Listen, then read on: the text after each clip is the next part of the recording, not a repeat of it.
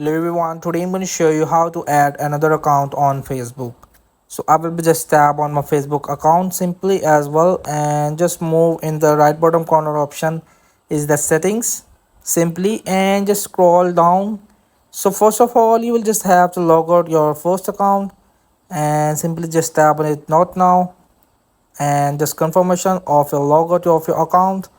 And here when it's logout, so here you will see there are another account of mine in the top and I want to just tap on it. So simply as well, so I will already logged in and another account simply.